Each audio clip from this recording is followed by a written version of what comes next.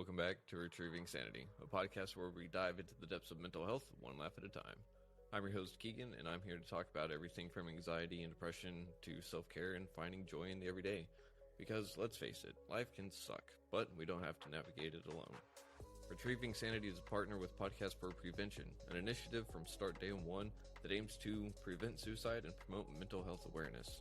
Together, we're working to break the stigma and create a more supportive community. So, grab a cup of coffee, sit back, relax, and let's retrieve our sanity together. And today we have a very special guest. He is a food justice warrior and also an author and also a veteran. So thank you for your service, by the way. I forgot to mention that earlier while we were talking.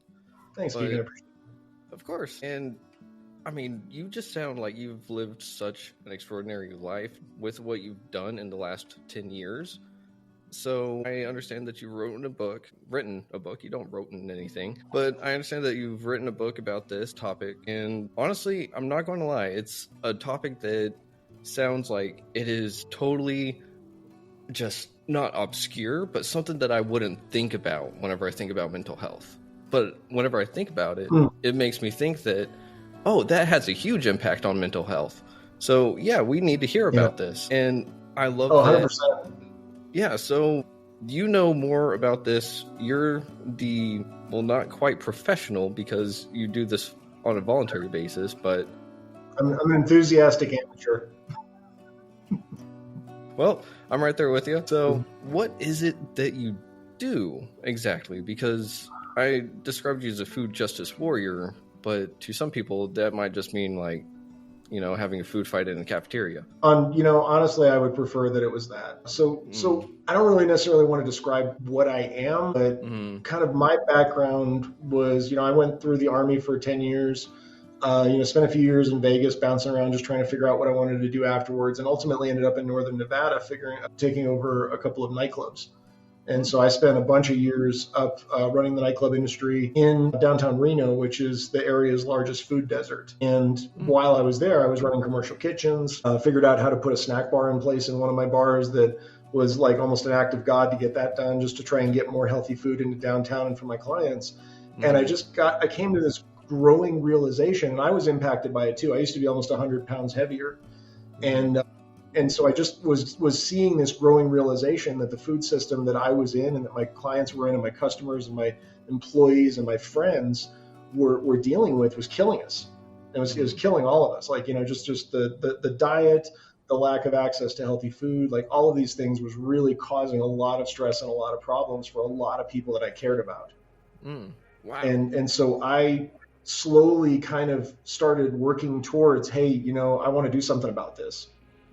And, at the time I was running a couple of commercial properties up in Reno, and I had this really big nightclub up on the second floor of a former casino building.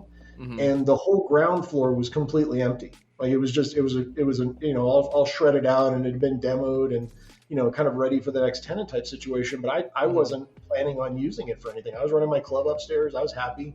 We had like a haunted house at one point going on down in the basement, but we weren't really using the rest of the building.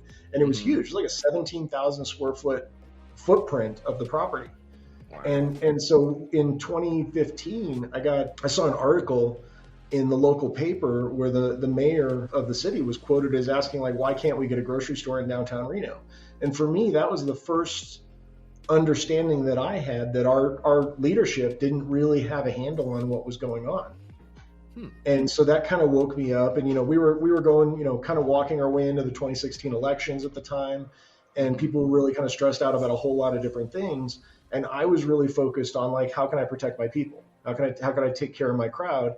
And the commercial kitchen that I built really wasn't cutting it. It wasn't enough, and I realized I needed to do more. And so what I did was I decided to reach out to the city and say, hey, why don't I volunteer? Why don't I donate this space? And we can just build a grocery store. And if the rent is a problem, let's just waive the rent. Let's not worry about that. We can just, put that in here. It'll help stabilize the space. We can, kind of work out expenses and whatever, but let's just build the thing. And unfortunately, Northern Nevada being what it is, I found out the hard way that they weren't actually trying to solve the problem. They were just using it as a way to try and fish for a name brand like a Trader Joe's or something. They were trying to get a feather in their cap. And so when I started popping up saying, hey, let's do a community-led solution or a strategy, we actually started getting pushback from them because that wasn't what they wanted. And so I went over from the city. I started reaching out to other nonprofits, found out the nonprofits were like, hey, we do a certain thing and we're not really interested in pivoting. And I just went through this process where I'm realizing that the players that were playing that game weren't really interested in actually solving the problem. And I kind of found out the hard way about that. So in 2016, being the obstreperous that I am, I just decided, okay, I'm gonna form my own nonprofit organization. And so in February of 2016, I founded a nonprofit called On Common Ground. And, we just decided we're going to go build this store. And so I got the 501c3 designation. I registered with the IRS. I went through the whole process of learning, kind of what nonprofiting is. And at the time, I was still running my bar. So I didn't have a whole lot of extra time to throw at this. But a year later, I sold my bar and I really kind of leaned into, okay, this is what I'm doing now. I'm volunteering as the founder of this organization. And like, this is my focus now. And so that gave me a sense of purpose moving forward. And it gave me an opportunity to kind of transition myself away from my identity as a bar owner and really just start looking at like what I was going to do next. And unfortunately, it also kind of put me head to head with some really, really powerful forces in the area that were just adamantly opposed to anything that I was doing happening. So I'm kind of stubborn, and I kept pushing and I kept pushing and things started pushing back harder and harder and harder. And, finally I made a decision in 2019 after, I had to sell my building. Like there was a point where the club went down and I ended up having to make the decision to sell the building. I went back to the drawing board, tore apart the grocery model and tried to figure out how could we get it into a much smaller space and make it more efficient.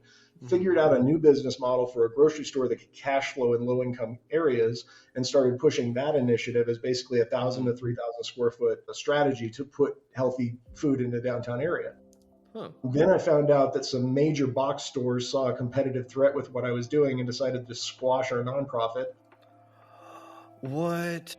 And just really kind of turned into something that I just wasn't expecting to deal with. And so after beginning of 2019, we actually got a lease agreement with a building on 4th Street in downtown Reno. And the building owner was letting us in as an incubator project to take over 1,000 square foot space in their ground floor that they hadn't been using. It was like an old boxing gym, and they closed it out years ago, and it was just kind of sitting there mothballed. And they were like, yeah, go ahead and use the space. So we come in and, we start putting up a wall and we start building out the floor, and we get Home Depot to donate a bunch of flooring materials. And we got like this CVS down the street was getting pulled out, and the job crew called their bosses and got them to donate all the fixtures and refrigeration equipment. And we had everything we needed to build this thing out. It was amazing. Whoa. And we were like, holy, the stars are aligning. This is happening. And then that was in May. And then 4 months into the build, the building owner basically got pressured by the powerful interests in the area, and he kicked us out of the building and changed the locks and stole all of our donated equipment and just started selling it on eBay. And it was just this crazy nightmarish thing. And I'm just like, are you kidding me right now? And so I went back after that whole thing happened. That happened in September. I had a board meeting in October, and I told my board, I was like, at this point, I don't see any path to making this happen in this area because this state is just too corrupt. There's just too much private interest. There's too much, like the city was involved, county staff was involved, like crazy going on. And I was just like, wait a minute, this is not what I signed up for. I'm done. I'm out. Wow. And so I thought I was so like me and my wife at the time, we had sold the business and we sold the big commercial property. So we're like, there's no reason for us to be here anymore. And so we packed up our stuff. And then right around the time the pandemic hit in February, we were already packed and our house was on the market. Oh, wow. And so we went across the border beginning of April, like in the middle of the pandemic, and ended up sheltering in place on a beach down in Ensenada, Mexico for like a year and a half. And yeah, I mean, it's a great place to be. Like we never ran out of toilet paper, which was great. You didn't have that constant mental pressure of all of the like social media and the news just constantly hammering like panic all the time at you, which was great. So that was a nice breather. And circling back to the mental health thing, like that was the thing that I needed to get out of that pressure cooker and really just be able to start rediscovering who the hell I was. And so I made this decision while I was down there. I was like, okay, so I'm not going to be the direct advocate anymore. I'm not going to be trying to build a grocery store. I'm not going to be trying to push this stuff through. Instead, what I'm going to do is I'm going to write a book. And I'm going to use that book to try and find some, some organizations and some people and some communities that are more receptive to this stuff. Because I knew, like Nevada's, it is what it is. It's a company state. But I know there's other places out there that are a lot more, progressive minded and maybe, community focused and maybe have like a populace that's actually been there for more than a generation. So they feel like they've got roots in the community. Like there's a whole lot of places that aren't Nevada, and it just kind of is what it is. And I was like, okay, so let me figure out who's out there. And so I wrote this book, and, to be honest, it wasn't that great of a book. It was my first attempt, and I'm sitting here on a beach with really no feedback at all. And so I'm just writing and I'm writing and I'm writing, and I ended up publishing it on Amazon. And then I had to come back into the country, and literally, I don't think I sold like maybe 5 copies of the book ever. Like it just kind of was what it was. And this was called Low Hanging Fruit. And this is back in 2020. But then after I had to come back into the States, I started let me just kind of back up a little bit. While I was in Mexico, I started talking to a bunch of folks that were running nonprofits down there, just kind of as part of just meeting people and be like, oh, what are you doing? And what I found out was that there's a ton of like tourism-based food waste in the region. Like you got, major hotels and kind of tourist focused, you get the cruise ships coming in and all the stuff that was going on down there. And you had a lot of food waste, but it wasn't coming from the local community. It was coming from like, the U.S. farms and the tourist casino, like all the stuff that was really kind of like entertainment focused more than anything else. Yeah. And we started talking about this strategy that I'd heard about in Las Vegas, where the MGM Grand Resorts had collaborated with the local food bank called Three Square, and they figured out how to use this crazy piece of equipment called a blast chiller to safely rescue restaurant meals. And if you go into the it gets deep. So if you go into your supermarket and you go down the frozen food aisle, everything in that aisle was frozen by this piece of equipment called a blast chiller. If you've ever heard the term flash freezing, well, yeah. I was about to say, that's the piece of equipment that does that. So it's like the commercial version of a cryogenic freezer, essentially. Kind of. Yeah, I mean, you're not dipping anything in liquid nitrogen, but you're using super cooled air at high speeds, moving the heat away from food. Essentially, this guy, if we want to get into backstory, in the 1940s, this guy Birdseye went to Alaska and learned how the Inuit Alaskans, the natives, were freezing their food and preserving their food. And he came back and invented this piece of technology from that journey, and it's been credited as basically the reason why our modern food system exists, because it's allowed us to rapidly freeze food. It's always been on the manufacturing side. It's been literally around since the 1940s or 50s, something like that. But nobody, until 2016, nobody had ever thought of putting that equipment on the other end of our food system. Yeah. What? And so we've got this logistics challenge with a certain type of food in our society is restaurant meals. And if you think about it, if you've got food that's in a restaurant and it's 160 degrees or above and it's sitting there waiting to be served, let's say you got a big hotel pan at the buffet and it's got all that like mashed potatoes, green beans, fried chicken, whatever it's got in it. And if that food doesn't go in front of the public and it sits in the back in the kitchen, it could be redistributed, legally. The problem is that because it's 160 degrees and above, if you put that food into a freezer directly, it's going to take like 10 to 12 hours to freeze, like just to get refrigerated. And so it'll stay in that danger zone long enough for bacteria to grow. And because of that, it's going to make people sick. And so we've never had a logistics solution for what do we do with this food? And so Three Square and MGM Grand, they collaborated and they figured out this strategy to use this equipment to take that hot whole foods, shove it in there, rapidly drop it from 160 degrees down under 40 degrees in an hour, and then slot it into the freezer from there, and then just redistribute it out in the community. So that they kind of figured out how to create a lock system, like in the Panama Canal, but for food. And just drop that temperature and then turn around. They got rethermalizers that can raise it back up at the other end. And so there's equipment basically that will allow us to go after a type of food that we've never been able to get our hands on before. Wow. And so that, yes, I mean, that's kind of crazy, right? And so that situation, when I came to Colorado, I started looking around and I'm talking to people and I'm realizing that there's a huge need for resources and we don't have enough grants funding in our system to be able to pay for all of the resources that we need to be able to satisfy the community's needs. And this technique, this strategy that's in Las Vegas, hadn't made it across the border. And so far I've talked to people in, from New York to Canada to all over the world. Mm-hmm. And this strategy that was developed by Las Vegas is the only place in the world it's being done still. Wow. And so I started realizing, if I don't have a word to insert. It's okay.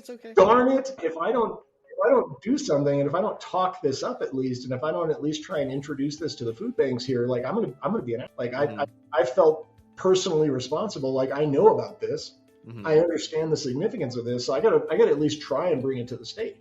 And so I started reaching out to the food banks, and I started reaching out to nonprofit organizations and saying, hey, there's this thing that we could bring to this state that we could really kind of like supercharge our ability to get more food back in the community. Mm-hmm. And as I started talking to people, I started learning more about it. I started learning more about the connection of food waste to climate impact. And there's a huge connection there that a lot of people aren't aware of. Is that 35%, and this is from the USDA, it's an official number, 35% of our climate change causing greenhouse gases are coming from our food system. Oh, wow. So you got a high number.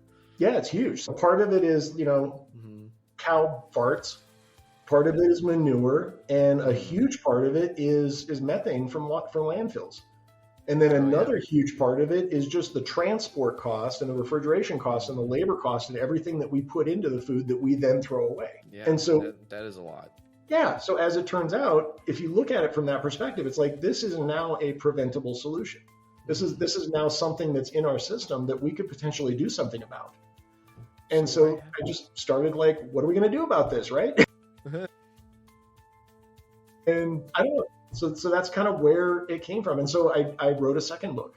And at this point, AI had come out. So of course I used AI and I wrote, kind of a repetitive book and kind of went through this process and like, hey, let's talk about food rescue. Let's talk about this. So I now have, 2 books up on Amazon.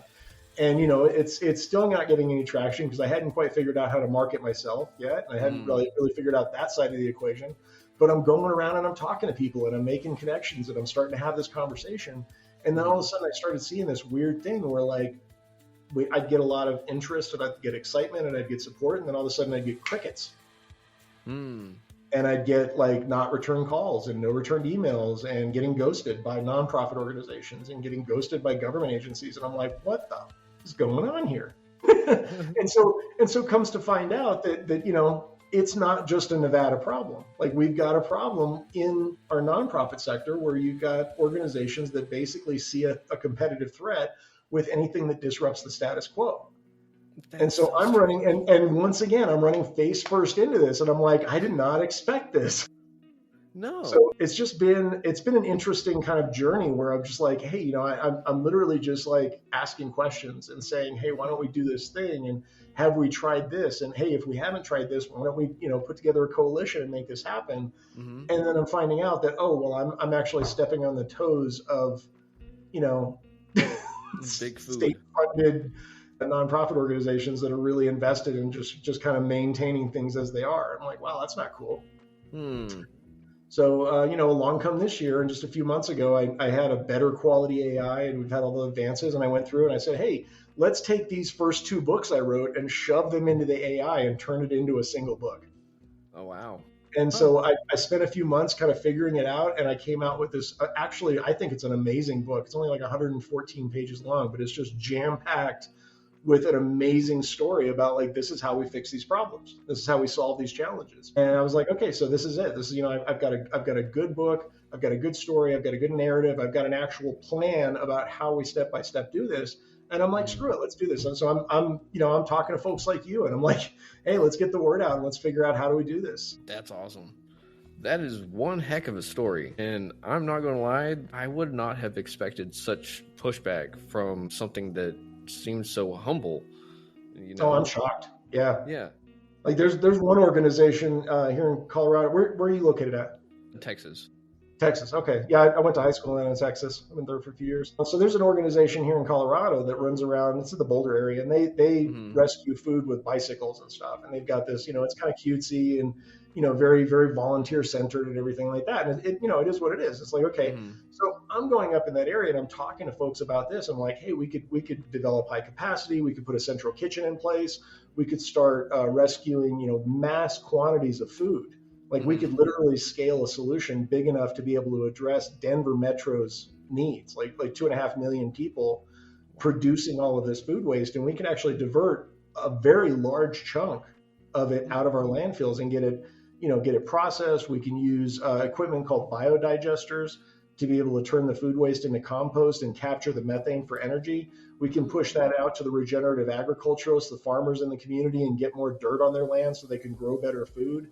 Like we can actually create a closed loop system to solve all of these challenges by aligning the urban and rural communities together. And that conversation has gone over like a fart in church. That has not been a very well-received conversation. And so, folks are circling the wagons and doing this whole thing. And apparently it's the very idea of, hey, somebody's coming in with what we perceive to be a better idea. And we're terrified that if this idea takes root, we're not going to be relevant anymore. And maybe we're not going to get grant funded anymore. And maybe we're not going to get community attention anymore. And we can't have that because our paycheck depends on it. So we're going to go tell everybody that guy's a crook, and tell everybody that guy can't be trusted, and tell everybody don't talk to that guy.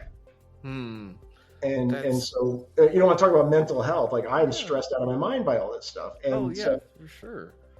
So about a year ago, I kind of threw both hands in the air and said, you know what, the nonprofit sector can go, piss up a tree right now. I just don't want to deal with them anymore. And I had this crazy opportunity where I found out that the farming community actually has the tools and the capacities to be able to deal with this scale of build in a way that the urban community doesn't understand and doesn't have literally the mental capacity to really comprehend. How do I deal with this level of systemic change? But the farmers are routinely used to doing high capacity work, building things to make things happen. And add value processing is old school, like food hubs do add value processing all the time. So the things that I'm talking about, if you talk to the farming community, they're not that strange. Like farmers understand what a biodigester is. They understand what, like no-till farming and regenerative agriculture is. They understand the value of getting compost out in the field. And like, this is gold to them. And so now I'm having a different conversation with some folks. And what's really interesting is just a few months ago, I ran into a meeting of USDA representatives that I got invited to. And I'm presenting at this meeting. I had no idea what was going on, but I'm sitting here yapping away for 10 minutes in front of a room full of strangers about this stuff I'm talking about. I'm probably sounding like a crazy person. And then, the rest of the meeting, I'm going around and talking to these reps and finding out about all of these federal resources that are aimed towards new farmers, and specifically veteran farmers. And they've got just all of these crazy programs that are available for people. So, in my situation, I'm looking at it like, okay, I'm disabled, I'm protected shop, I'm VA and SSDI rated disability because of a parachuting accident I had in the Army, and I got a stroke and a bad back from it. And so I'm like, well, okay, I mean, I'm not necessarily going to be like a traditional farmer, but what if I was to like align up with some other folks that want to do homesteading? And we kind of collaborate to figure out how to, if I can get my hands on some land, I could get some help from this, because there's a lot of people that are looking at, again, from a mental health perspective, getting out of the rat race. Homesteading is turning into a big thing now because people are starting to look at like, okay, well, the city life isn't really conducive to health. It's a crush. It's really, really stressful to live in our society these days. And I mean, it's not, it's not unstressful to be a farmer, but it's a different kind of stress. And you've got your own space, and you've got, like room to relax, and you've got nature outside and stuff like that. And you've got like a space to breathe. So I'm like, wow, that sounds like a good life. Yeah. Why don't I try and figure that out? And so literally for the last 6 months, I've just been scheming on how to get some land and how to just position myself to be able to just, I'm going to stop being an advocate. I'm going to stop doing this running around and telling people what to do. And I'm just going to go do my thing. And then maybe I'll film my thing and put it up on social media. And maybe I'll, talk to some other folks about what kind of things they're doing, and we can start collaborating. And maybe we can do it that way, because it seems like that's the only way we can do it. is to do this thing. And I don't know, that's kind of where I'm at. And I mean, I know we're really focused on the mental health thing, but like this has been my North Star for several years now. And I got to tell you, it's probably the thing that has gotten me through my divorce. It's the thing that's gotten me through, multiple, massive changes, the stress of getting, targeted by smear campaigns from nonprofit organizations, like stuff like that. Like that's all rough, but I've got this line and this path that I'm following. And it's amazing to me that like, I have friends, I talk to people all the time that are like, I have no focus. I have no direction. I have no purpose in life. And that's the thing that kills them. I've talked to veterans that like, they get out of service and they're like, I don't have a reason to be here anymore. Yeah. The purpose is gone. That's the thing that scares me for people is that, as a society, we're starting to collectively lose purpose. Like we're starting to lose the point of the game, and so I think, I mean, if there's anything that I can share with your crowd is like, look at this as an option. If you're stuck in a dead end job and we need a lot more farmers. The average age of farmers in America is 70 years old. There's a lot of opportunities out there. You got, granted, everything's getting bought up by combines and aggregates and everything, but there's still a lot of land out there. And if you get together with a few other families and stuff like that, like you can capture some land and go do your thing. Oh. And there's millions and millions of dollars in funding from the USDA for renewable energy, for biodigesters, for add value processing, for retail. Getting those stores that I developed into inner cities is not impossible anymore because we're going to open it up as farm stands and open up pipelines for rural farmers to be able to get into these inner cities that haven't had access to healthy food before. Oh, wow. So it's cool. Really, it's an aggregate solution. It's a way to leverage the market that's killing us to solve its own problems and to really kind of create a counter rotational component in the system. Yeah, like a push and pull almost. Yeah, like yin and yang. Yeah. We got too much yang in the system. We need some yin back. Yeah. Without one, there can't be the other. And whenever they are out of balance, breaks. But there's just a lot that goes into food and mental health. And with all this other nonprofit stuff that you've worked with and collaborated with, I'm sure that you've come across similar stories about how they come across pushback. But one of the things that I know about people that do volunteer work and stuff is that they have one heck of a backbone, and I think that probably worked in your favor a whole bunch. I mentioned I was stubborn before. Yeah. No, I mean, I've also got a hard head. Yeah. I mean, I admit it. I've gotten myself in trouble throughout my life because I don't, it's not that I don't back down. I mean, I'm not like a stubborn person to the point of idiocy, but I do look at rules and, I'm ADHD. And so that's kind of, if you're neurodivergent, you know what I'm talking about. Like we tend to really evaluate rules based on whether they make sense. Exactly. And if they make sense, I'm a hell of a rule follower. If it's a health department rule, I'm on it.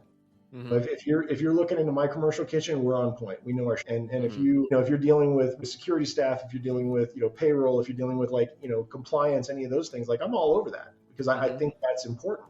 Yeah. But if you look at I don't know, we can't legally donate backyard produce from people's fruit trees because it doesn't have a traceability certificate, because residentials aren't allowed to carry a traceability certificate. Therefore, it's illegal to pull fruit off of a tree and hand it to somebody. That's retarded. Wait, you told me that's illegal? That's a rule. Yeah. No way. Yeah. So because of listeria outbreaks and that sort of thing, they instituted this law. I want to say, don't quote me, but I think it was 2008, something like that. They instituted this law where they required a traceability certificate for any land that's producing food that's going to be shared with the public. So if it's not your personal land and it's intended for the public, it's got to have this traceability certificate. Well, the way the traceability certificate works is you have to be a commercial entity in order to carry that certificate. You have to be a farmer. With a production thing.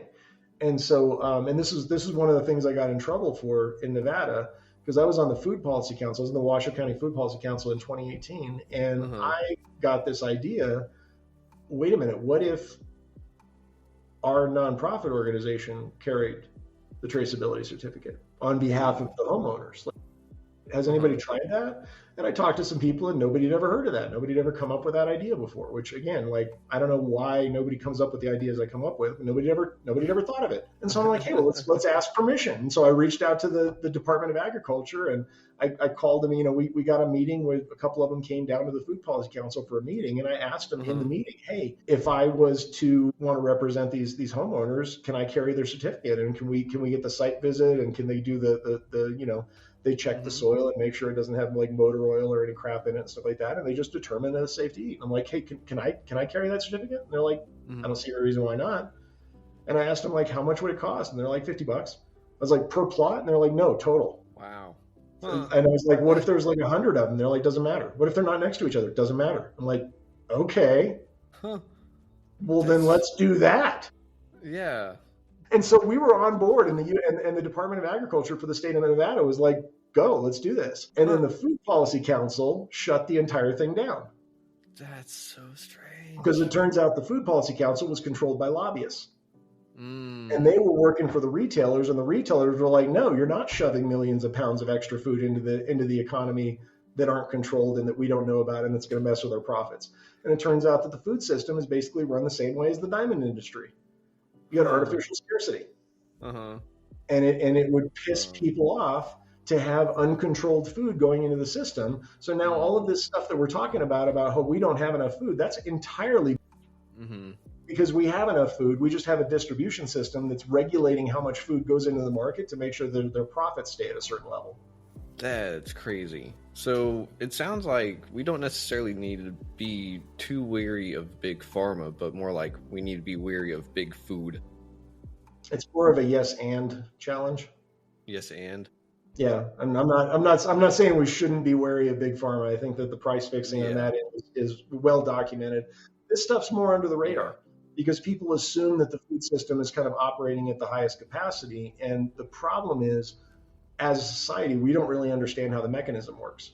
The global supply chain is opaque. It's complicated. It's run by algorithms and software. If you go into a retail store, it's got thousands and tens of thousands of items and 20 different brands of the exact same thing competing against each other. And it's a nightmare. And you got food traveling all over the world multiple times to get to your grocery store, only to be thrown away a week later. Yeah, that's whenever you say it like that, it makes it feel so bad. I should modify how I want to make people feel good while I'm talking about calamitous issues. No. But that's like a good thing. That's a good bad, because that was like that one made me think I need to be more, maybe not conservative, but more thoughtful with what I cook, what I and how much, so that I have less waste. And I think that's something that's part of the lie too, though. It really is. Like, okay, so we have a propaganda engine in the U.S. food system. I'm not going to call it that. We have a marketing ploy that we use to try and influence our populace to move towards healthy food or to move towards like specific outcomes that we're looking for, right? And with food waste, we've got a dominant narrative that we collectively have decided that we're going to push out, that it's all your goddamn fault. It's your fault as the consumer. It's my fault as the consumer that food waste exists. And here's what you can do at home to make a difference. Oh, I see what you're going at now. And so we've got this constant just beating you over the head with this narrative that the problem is you, the consumer. It's not the grocery store throwing away millions of pounds of food. When I was volunteering down here in Colorado Springs, I have a pickup truck. I would take that pickup truck to a grocery store every single week and fill the pickup truck so full that I had to put a net over the top of the food to keep it from flying off onto the highway on the way down to redistributing it through the food pantry. Wow. And that's one store. Now think about the restaurant industry and the fact that we don't even have the pantry system to deal with that food. So all of that food is ending up in the landfills because the restaurants don't have any capacity whatsoever to do anything with that food. And we as a society have basically decided that food. We don't care. Sorry. Damn it, I did it again. Don't it's the worry army about it. vet Don't thing. worry about it. It really is the army vet thing. Like I get excited and I just start. So, I mean, you've got this narrative, but here's the thing. 36% of food waste is coming from consumers. And that's an estimate, which means that, 67% is not coming from consumers, which means it's coming from retail. It's coming from transport and storage. It's coming from, failures of refrigeration that cause food to go bad. It's coming from, restaurants and retailers not liking the shape of food. You've probably heard of the whole ugly food thing. Yep. So it's literally like if it's not cosmetically perfect and it doesn't look like the magazine article says an apple needs to look like, it goes in the trash. Which is stupid. And so a lot of food never even makes it out of the fields. It just gets folded back in as wasted nutrients. Wow. And I mean, this is how we've always done things. And this is like we're running into the ultimate consequences of following a track without understanding what the path that we're on even is. And that's where we're at right now, is we're really up against a wall with, extinction level events coming down the pipe, with climate change, with food insecurity, all of the things that are coming. I mean, we're probably going to be looking at mass migration soon when some of the areas of the country become uninhabitable. There's going to be coastal areas that are going to get flooded out and people are going to start moving inland, and the inland areas are going to be like, we don't have room for you, dude. Sorry. Like there's going to be some stuff coming down the pipe here pretty soon. And I mean, one of the reasons I'm in Colorado is because this is kind of a stable region comparatively. Yeah. But think about the really hot areas close to Mexico. Think about the really wet areas coastally. Think about that. And it's like we're collectively going off a cliff because we're collectively ignoring a very large portion of the problem. And of course, a lot of it's intentional. Like you look back all the way back in the 60s, we now have proof that Enron and other energy producers all the way back in the 70s and 80s knew what was going on and chose to hide it. Chose to deflect attention away from their industry and chose to basically say it was anybody else's fault than theirs. And so now we're finally getting to the point where we're starting to get serious attention back onto the energy producers and trying to switch over to renewable energy and trying to switch over to some less harmful ways of dealing with our energy consumption needs. And now we're dealing with this other situation where the food system is taking its turn to slide in under the radar. And it's being supported by narrative managers in the government and in the nonprofit sector saying, oh, well, it's all your fault. So we're collectively ignoring this entire industry that's really causing a lot of damage to our society and to our planet. Wow. 35%, man. That's crazy. That's a third. That's more than a third. 30. Yeah. So it does make me really question, though, how different a community would be if a large portion of the community didn't have to worry about food, because that's a huge play on mental health. Whenever you have to worry about what are you going to eat the next day? Did you eat at all during the day? What are your kids going to eat whenever they're at school or whenever they get home? Stuff like that. And I don't know about you, but whenever I get hangry, I can definitely not be the best version of myself. Yeah. So I can only imagine that a lot of people are having a bad day that turns into a bad week, that turns into a bad month, because they're struggling over something as simple, or rather as complex as food. Because even though it's something simple, it sounds simple, but the way that you let me know, and you're letting us know that all this stuff is going on in the background, it's such a monster. And it's crazy to think that we are living in a complacent society where it's just like we have a bag over our eyes, and it's just like, follow along. Like you said, just here's a trail, go. And there's a very sophisticated mechanism making sure that people stay uninformed.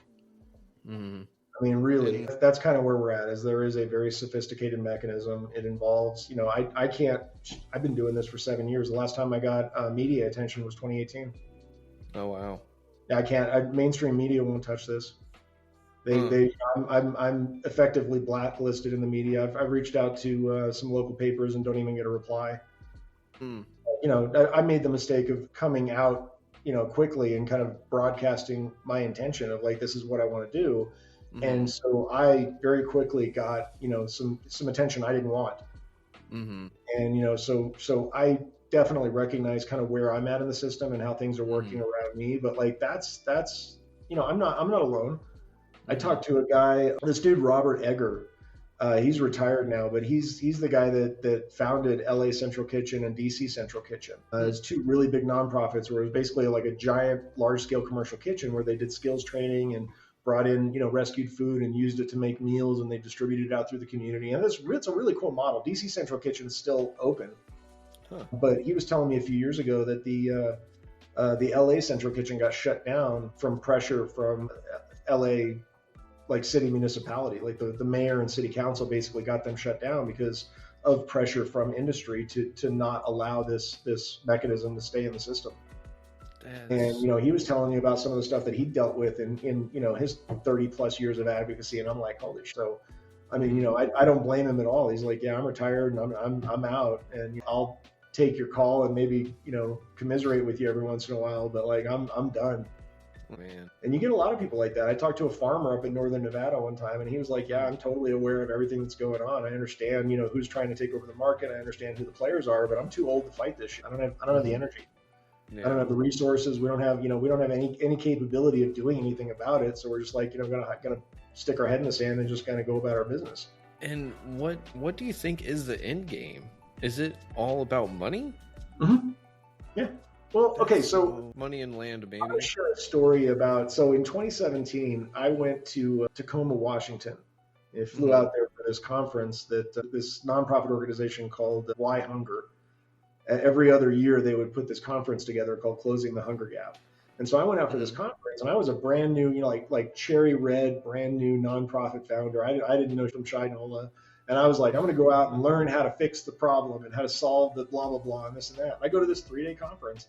And on day 2 of the conference, we've been doing some breakout stuff and this and that. And we had this lunch, and there was a keynote speaker in the lunch. And there's this guy, God, I'm trying to remember his name. He's the founder of the Black Food Policy Council in Detroit. He's a firebrand, really good activist, real smart guy. Hopefully his name will come to me. But he was keynote speaking.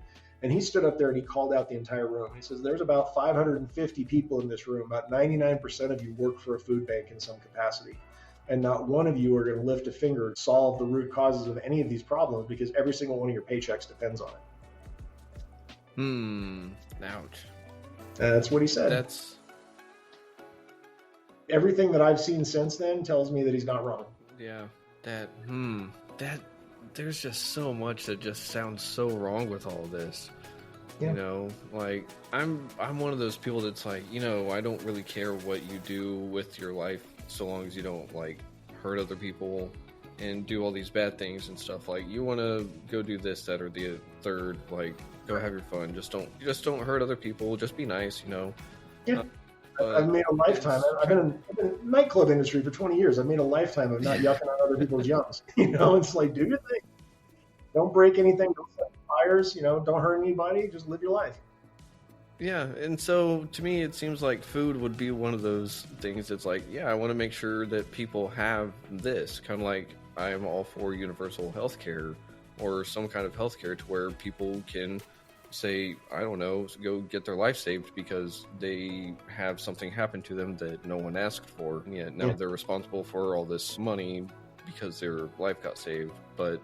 And now I'm sitting here and seeing that the food aspect of all of this is something that I also need to pay more attention to. Because as much as I knew about like a little bit of the process and that not necessarily everything I eat comes from the state or the country itself, I didn't know that there was all this backlash towards something so good-hearted. There's so much. Yeah, the U.S. food system has been a morass for decades, generations. We got stuff in this country that shouldn't be allowed. You know what Roundup is? Yeah, the weed killer. Yeah, right. So that same chemical gets used as an off-gassing for wheat production to dry out crops. And then they put it in. Right. So they put it in a barn, and they do what's called off-gassing it. They'll harvest it, and they'll put it in a barn, and they'll let it sit there for a few weeks so that all the poison fumes will dissipate. I don't like that. Yeah, so there's a theory that is unsupported by scientific rigor because you can't get any studies on this because of pressure on the scientific community. But there's a working theory that a lot of the changes in gluten intolerance in this country is not caused by the gluten; it's caused by the pesticides. Yeah, that makes sense because it was something that, it's something that came up within the last 50 years, I think. Yeah. That really started to be noticed because my mother has celiacs and I'm gluten intolerant. Yeah, and autism acceleration, lots of congenital defects. There's a lot of things that have been accelerating in our society. And it's been, kind of in line with the introduction of high fructose corn syrup into our system. We've got diabetes in kids as young as 8 now. Yeah, what diabetes actually is a breakdown in your body's regulatory mechanism that controls insulin. So your body loses the ability to produce insulin at need, and it just goes crazy. And that breakdown is very likely caused by, just massive amounts of incredibly sweet, artificially produced stuff that our system doesn't understand how to handle. And doesn't have the capacity to soak. So yeah, I mean, it's important. Like, from a mental health perspective, it's garbage in, garbage out. One of the things that studies have proven is that poor diets lead to mental deficiency and inability to think straight. Not being able to get a healthy meal means that you're operating at a suboptimal capacity. You can't literally think your way out of a box sometimes. Yeah. On top of that, if you don't have access to healthy food and the only thing you've got available is that microwave burrito down at the bodega, or junk food at the gas station, or Takis on the way to school, or something like that, like that's going to cause long-term damage to your mental capacity, as well as your physical capacity. Yeah. And our mental faculties are the things that we use to be able to manage stress. Yeah. And to be able to deal with conflict, and to be able to understand our way out of complex political stuff and all the stuff that we've been dealing with collectively. I mean, I don't know. Is it on purpose, or is it just a side effect of our system? I don't fucking know. I don't have the answer to that, but it's concerning. It's concerning when you start looking into the weeds and you start really getting into the details and you start understanding that this aggregate total is catching up to us. It's creating a system where we don't have the ability to even address our own stress anymore. Have you ever heard about the rat park experiment?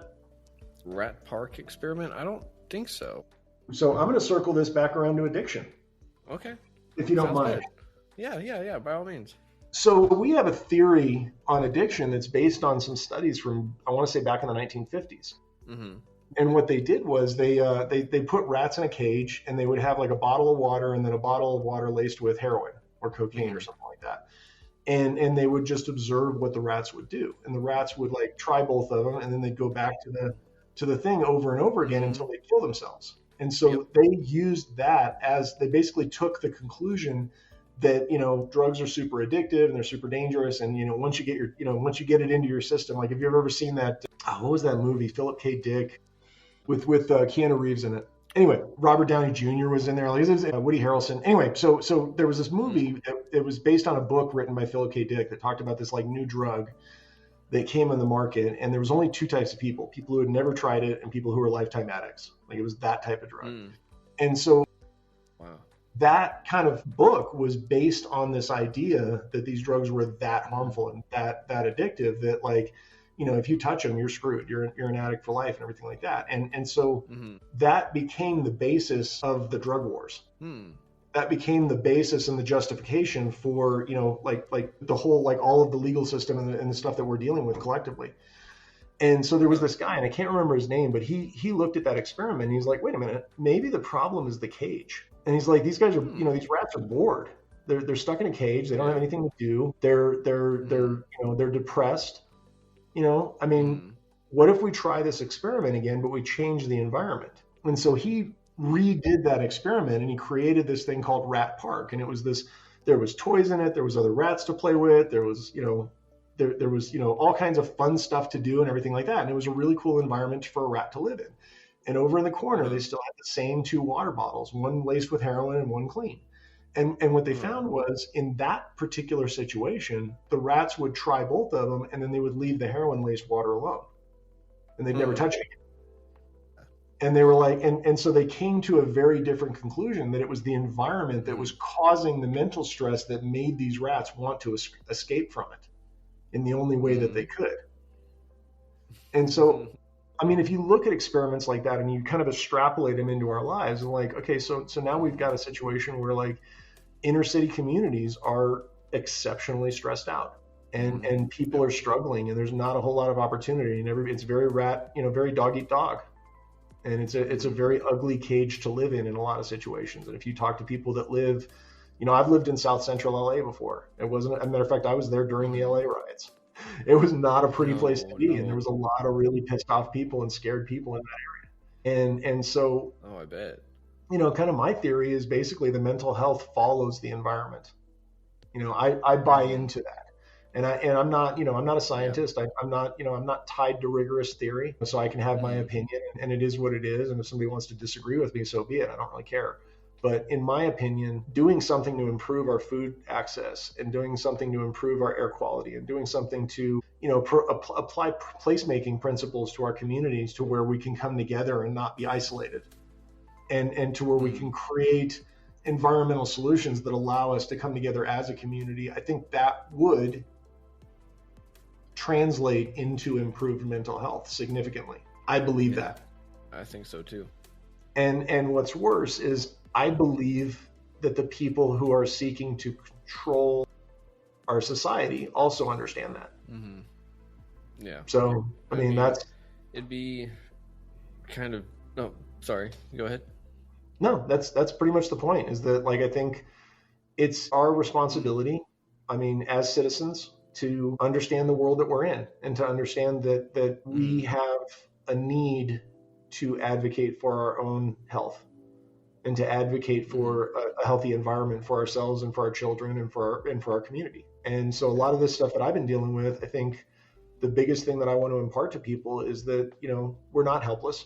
I gotta be honest with you, like a grocery store at the very basic level, like if you focus on dry goods and commodity staples and step away from the global supply chain and don't let your wholesalers dictate what's on your shelves, like it's not that complicated. You can put a store in 1,000 square feet, put some shelves up, get a basic POS system. They've got them on tablets now. The checkout's super easy. Inventory management is super easy.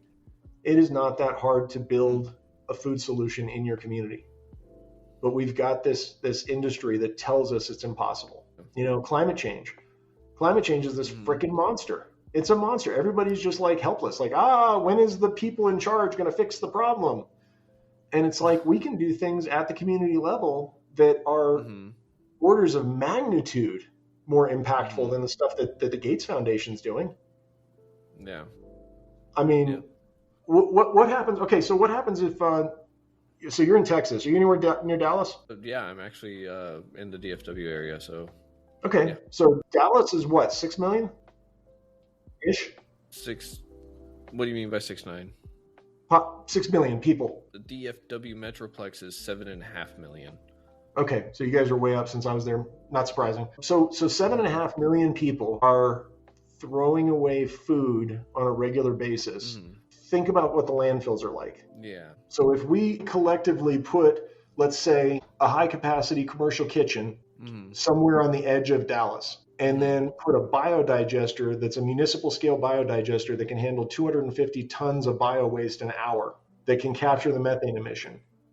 And then we get a food rescue initiative where we get all the businesses to funnel their food. You basically just set up a waste management exercise where you contract with the businesses that if they run out of, if they stop using that food at the end of the day, it comes to us. And we sort it. And the good food goes back into the community, and the bad food gets turned into compost.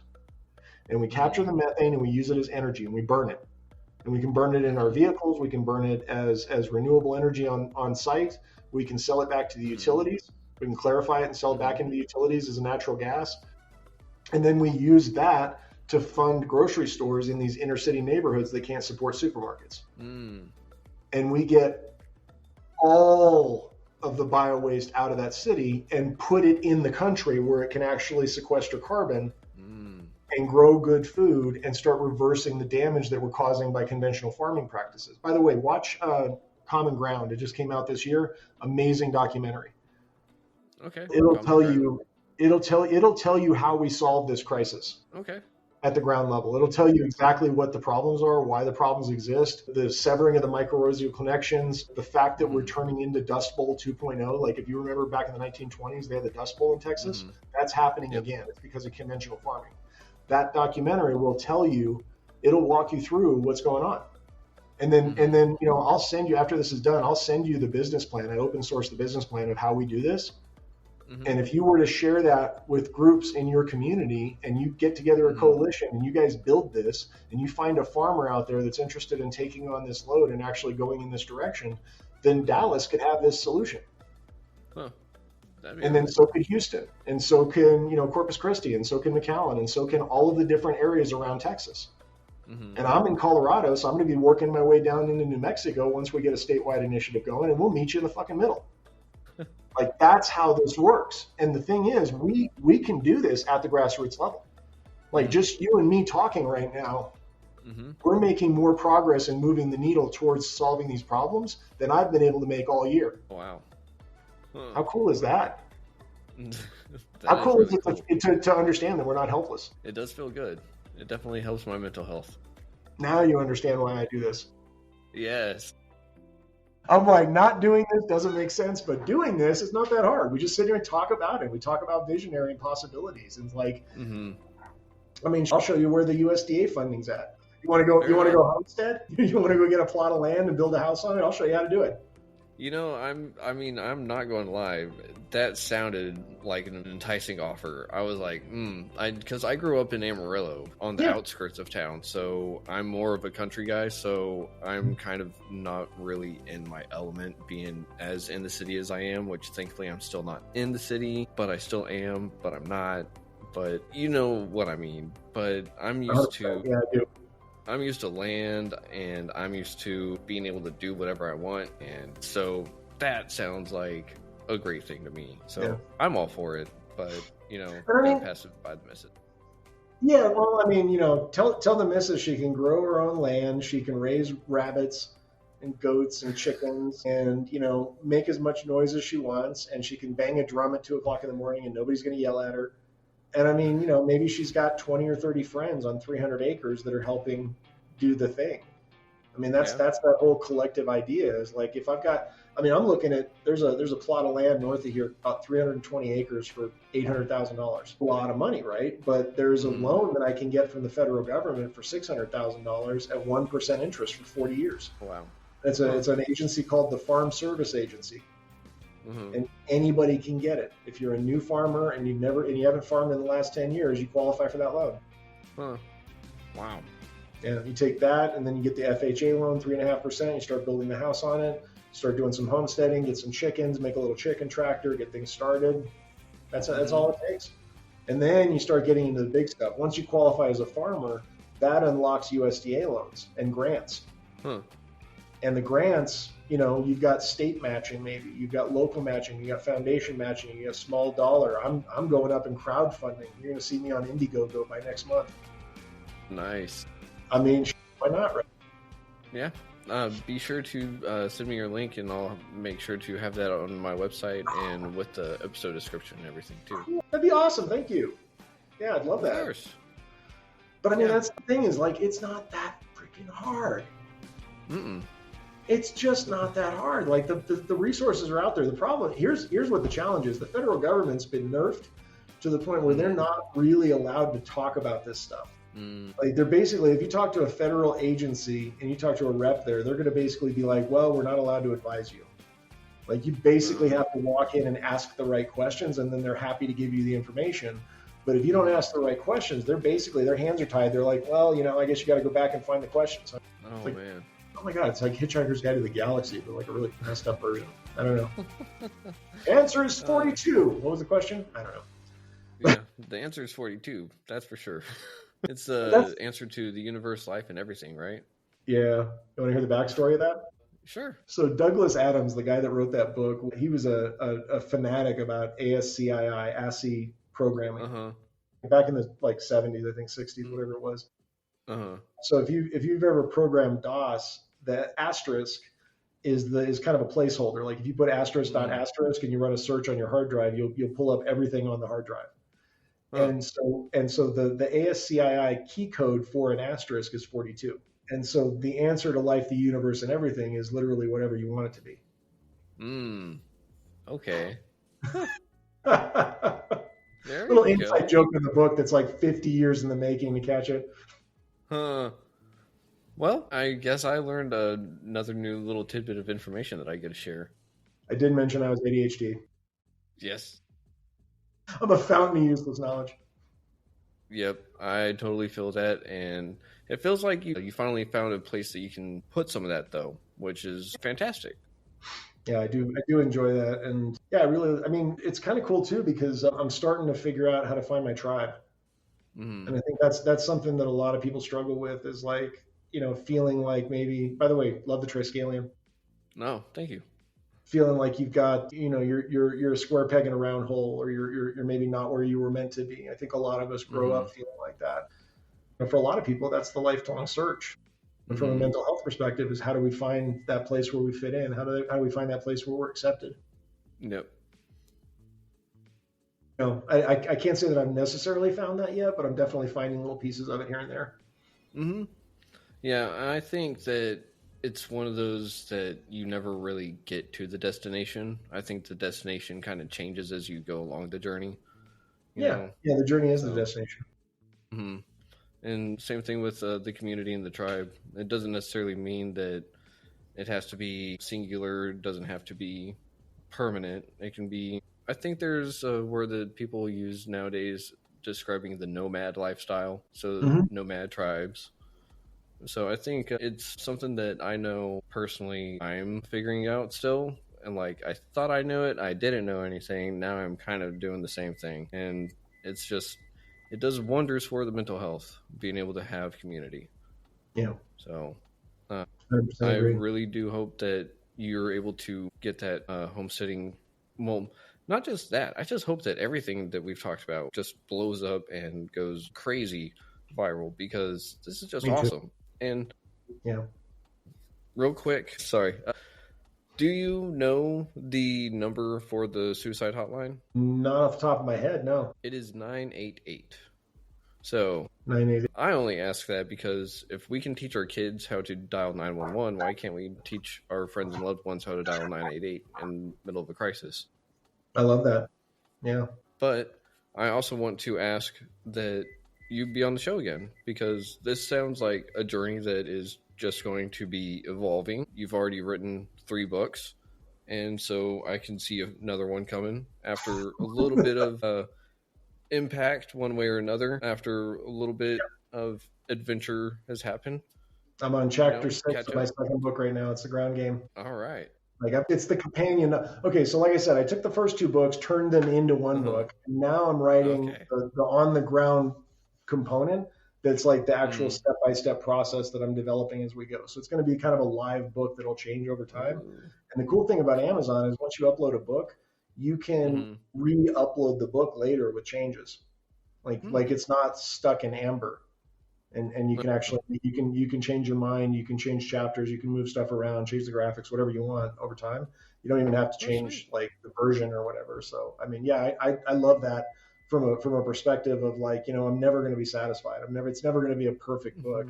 So it just leaves that door open for changes. But that's the intent, is to have like 2 books on companions. I'm going to create some workbooks from that and really kind of create like a process that people can use to walk through. I had a webinar that I created earlier this year, and it was, just kind of me sitting there staring at the camera talking for 43 minutes. So not exactly the most entertaining thing in the world, but, maybe I'll be able to do a version where I'm jamming back and forth with a friend at some point. We can talk about it that way and keep it more entertaining. So, I mean, I'm open to, anything that gets in front of people, anything that triggers a call to action, that gets people excited and just interested in life again. I think it's great. So yeah, thank you. I'd love to. Awesome. Well, I know that everyone would love to hear more about just your whole journey, because it sounds like there's even more to explore. Oh, we're going to have some fun. Sounds good to me. Cool. But with that, I do need to thank the audience for listening.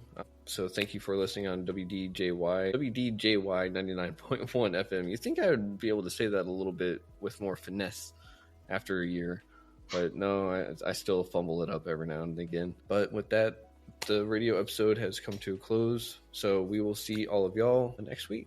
Shalom.